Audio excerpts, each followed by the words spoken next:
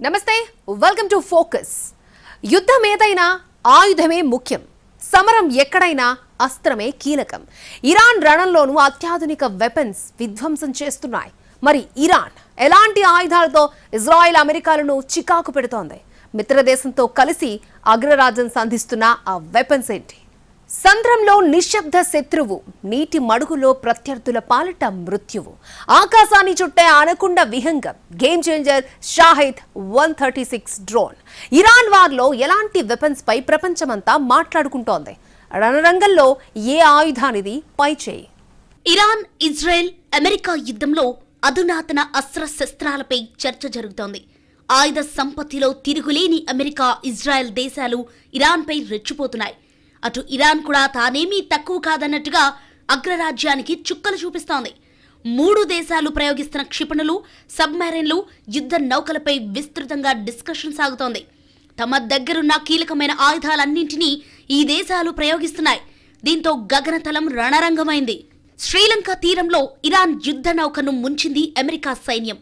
చడీ చప్పుడు లేకుండా అతి భారీ వార్షిప్ ను ధ్వంసం చేసింది. ఇరాన్ యుద్ధ నౌకను ముంచిన నీటి లోపలి నిశ్శబ్ద శత్రువు మార్క్ 48 టోర్పిడో. సాగర సమరంలో టోర్పిడో కథే వేరు. సముద్ర నీటి అడుగులో సైలెంట్ గా శత్రువు నౌకను చీల్చి చెండాడుతుంది.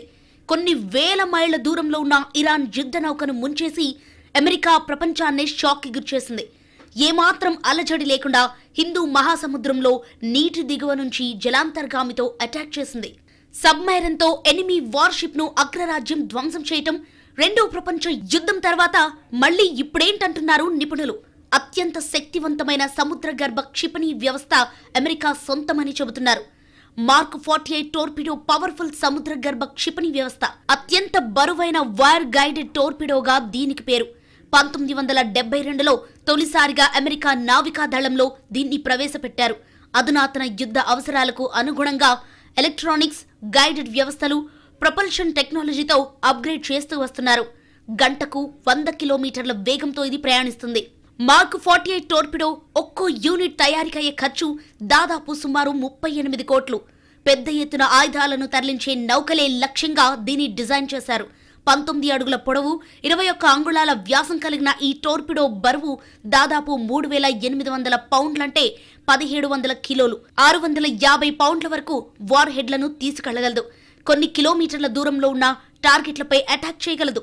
ఇది శత్రు నౌకల పాలిట నిశ్శబ్ద మృత్యువుగా అమెరికా రక్షణ మంత్రి పీట్ హెగ్సెట్ స్వయంగా చెప్పారు. మామూలుగానైతే యాంటీ షిప్ మిసైల్స్ నౌకలను సముద్ర ఉపరితలం మీద నుంచి లక్ష్యంగా చేసుకుంటాయి.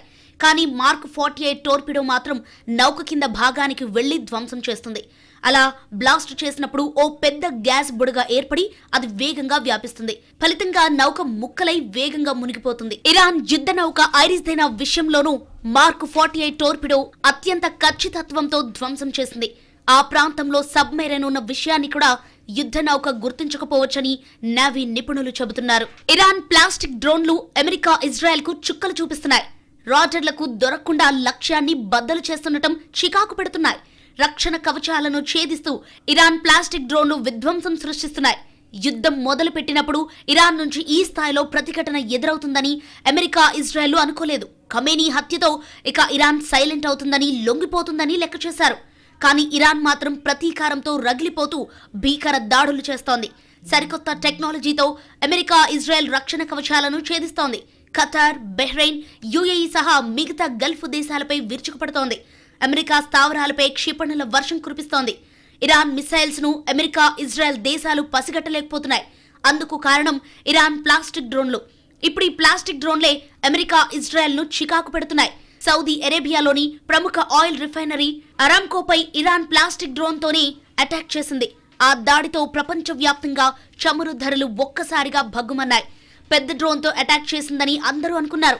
కానీ షాహిద్ 136 అనే ఒక చిన్న డ్రోన్ తో అరామ్కోపై దాడి చేసింది ఇరాన్. సాధారణంగా యుద్ధ విమానాలు, క్షిపణులు లోహంతో తయారవుతాయి కాబట్టి వాటిని రాడర్లు సులువుగా కనిపెడతాయి.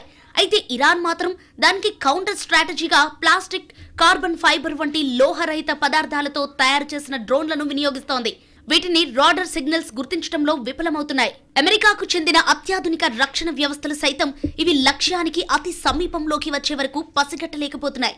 దీంతో అమెరికా స్థావరాలపై, సముద్రంలోని నౌకలపై అతి తక్కువ ఖర్చుతో భారీ విధ్వంసాన్ని సృష్టిస్తున్నాయి ఇరాన్ ప్లాస్టిక్ డ్రోన్లు.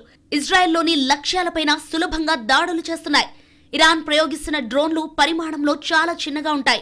భూమికి అతి తక్కువ ఎత్తులో ప్రయాణిస్తాయి. దీంతో స్టెల్త్ సామర్థ్యం పొందుతాయి. దీనివల్ల ఆకాశంలో ఈ డ్రోన్ ఎగురుతున్నా అదొక పక్షిలాగానో లేదా ఏదో చిన్న వస్తువులాగానో రాడర్లు భావిస్తాయి తప్ప ఒక ప్రమాదకరమైన ఆయుధంగా గుర్తించలేకపోతున్నాయి. ఇరాన్ ప్రయోగిస్తున్న ప్లాస్టిక్ డ్రోన్ల తయారీ ఖర్చు కూడా చాలా తక్కువ. ఒక్కో డ్రోన్ తయారీకి కేవలం 30 నుంచి 40 వేల డాలర్లు మాత్రమే వ్యయమవుతుంది. వీటిని కూల్చివేయడానికి అమెరికా ప్రయోగిస్తున్న ఒక్కో క్షిపణి ధర 2 నుంచి 4 మిలియన్ డాలర్లు. తక్కువ ఖర్చు డ్రోన్ కూల్చేయడానికి ఎక్కువ ఖర్చు డ్రోన్ వినియోగిస్తుంది అమెరికా ఇప్పుడు తన రాడర్ టెక్నాలజీని మార్చుకోవాల్సిన పరిస్థితి ఏర్పడింది. ప్లాస్టిక్ క్షిపణులను అడ్డుకోవడానికి ఇప్పుడు లేజర్ డిఫెన్స్ సిస్టమ్ను రంగంలోకి దించుతోంది. Welcome back to focus. Stratofortress అత్యంత భారీ ఉక్కు డేగ. అది గగన విహారం చేసిందంటే శత్రు సంహారమే.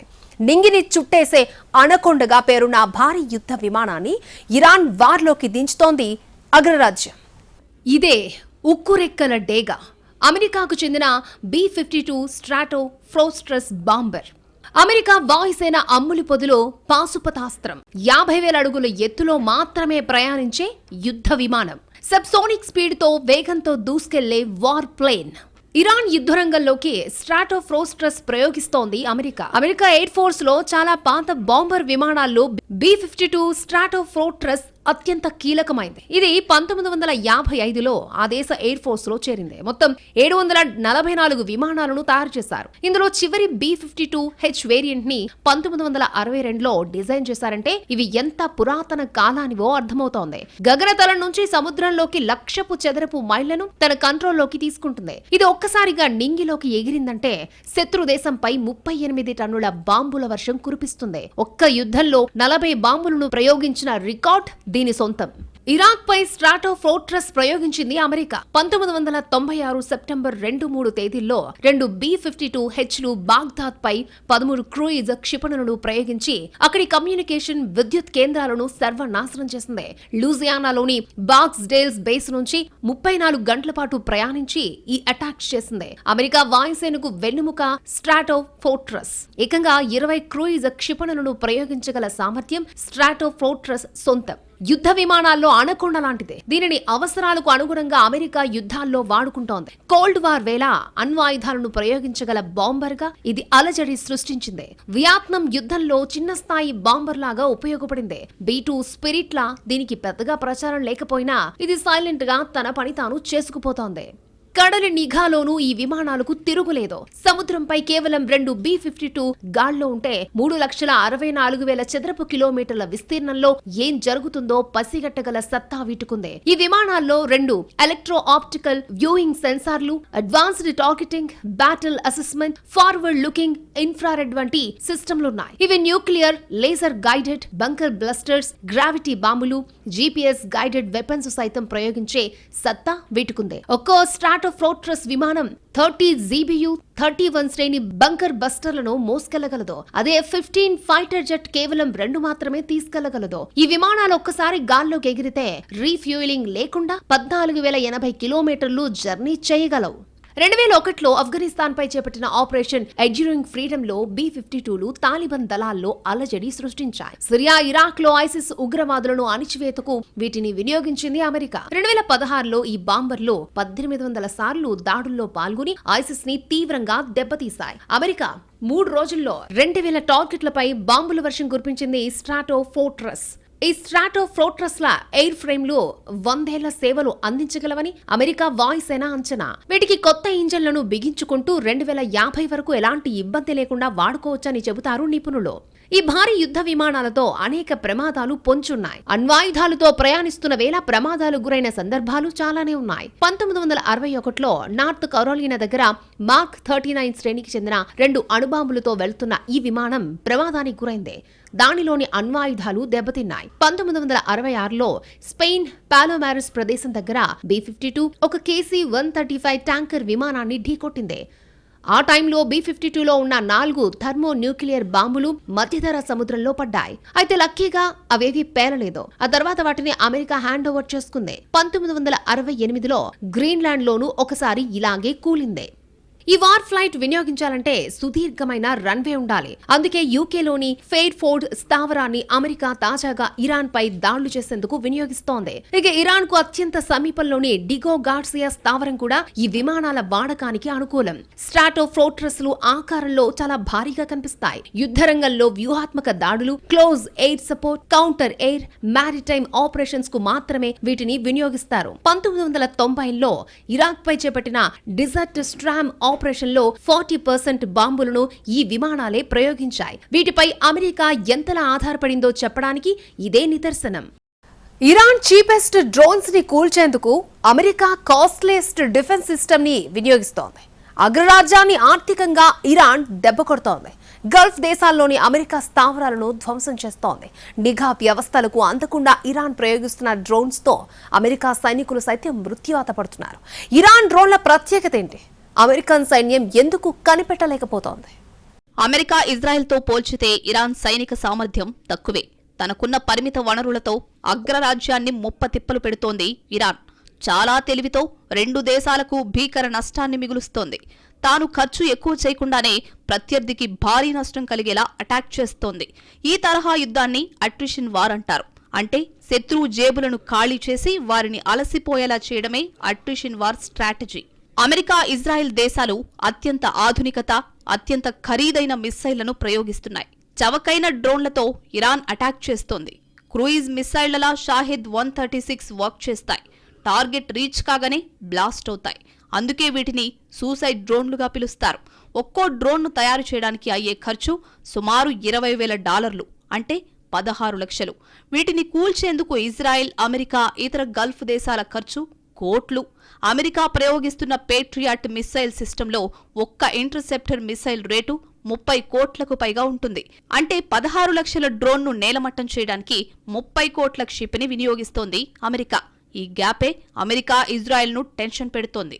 వార్ కంటిన్యూ అయితే కాస్ట్లీ మిసైల్స్ త్వరగా ఖాళీ అవుతాయని పెంటగాన్ ఆందోళన చెందుతోంది. ఇరాన్ అత్యంత తక్కువ ఖర్చుతో వేలాది డ్రోన్లు తయారు చేసింది. భారీగా డ్రోన్ల నిల్వలున్నాయి. అమెరికా, ఇజ్రాయిల్లకు వాటిని అడ్డుకోవడం ఆర్థికంగా తడిసి మోపెడవుతుంది. చివరకు ఆయుధాల కొరత, రాజకీయ ఒత్తిడితో యుద్ధాన్ని నిలిపివేయాల్సిన పరిస్థితి రావచ్చని ఎక్స్పర్ట్స్ అంచనా వేస్తున్నారు. ఇరాన్ చీపెస్ట్ డ్రోన్ల దాడిని తిప్పికొట్టేందుకు అమెరికా ఏకంగా తప్పటడుగు వేయాల్సొచ్చింది. శాస్త్ర సాంకేతిక రంగాలతో పాటు సైనిక పరంగా అడ్వాన్స్డ్గా ఉన్నప్పటికీ ఇరాన్ నుంచి సాంకేతికతను కాపీ కొట్టింది. ఇరాన్ ప్రయోగిస్తున్న షాహిద్ 136 డ్రోన్లను అడ్డుకునేందుకు అమెరికా కంపెనీ రివర్స్ ఇంజనీరింగ్ చేసింది. దానికి లూకాస్ అని నామకరణం చేసింది. అమెరికా రక్షణ శాఖకు ఒక్కో డ్రోన్కు దాదాపు $35,000 సప్లై చేస్తోంది. పేట్రియాట్ లాంటి మిసైల్స్ ఖర్చు లక్షల డాలర్లలో ఉంది. దీని ధర మాత్రం చాలా తక్కువ. దీంతో భారీ స్థాయిలో ఆర్డర్ ఇచ్చింది అమెరికా రక్షణ శాఖ. యుద్ధంతో పశ్చిమాసియా అట్టుడుకుతున్న వేళ అత్యంత శక్తివంతమైన ఖండాంతర అణు క్షిపణిని అమెరికా పరీక్షించడం కలకలం రేపుతోంది. ఆయుధాలు లేని ఈ ఖండాంతర క్షిపణి మార్షల్ ఐలాండ్స్లో నిర్దేశించిన లక్ష్యాన్ని ఛేదించినట్లు యుఎస్ స్పేస్ ఫోర్స్ తెలిపింది. అయితే ఇరాన్పై దాడుల వేళ ఈ ప్రయోగం చర్చనీయాంశమైంది. మినిట్ మ్యాన్ 3లో న్యూక్లియర్ పేలోడ్ను అమర్చొచ్చు. గంటకు 15,000 మైళ్ల వేగంతో 6,000 మైళ్ల దూరం వరకు ప్రయాణించగలదు. జపాన్లోని హీరోషిమాపై జారవిడిచిన అణుబాంబు కంటే 20 రెట్లు శక్తివంతమైన అణు వార్ హెడ్లను ఇది మోసుకెళ్లగలదు. ప్రయోగించిన కొన్ని నిమిషాల్లోనే టార్గెట్ను హిట్ చేయగలదు. మొత్తానికి పశ్చిమాసియా యుద్ధంలో అత్యాధునిక అస్త్రశస్త్రాలను ప్రయోగిస్తున్నారు. శ్రీలంక తీరంలో ఇరాన్ యుద్ధనౌకను ముంచిన నీటి లోపలి నిశ్శబ్ద శత్రువు మార్క్ 48 టోర్పిడో హైలైట్గా మారింది. ఇరాన్ క్షిపణులను ఎదుర్కోవడం ఇజ్రాయెల్, అమెరికా, గల్ఫ్ దేశాల తరం కావడం లేదు. దీంతో రానున్న రోజుల్లో అమెరికా మరింత శక్తివంతమైన వెపన్స్ ను బయటకు తీస్తుంది అన్న చర్చ జరుగుతోంది.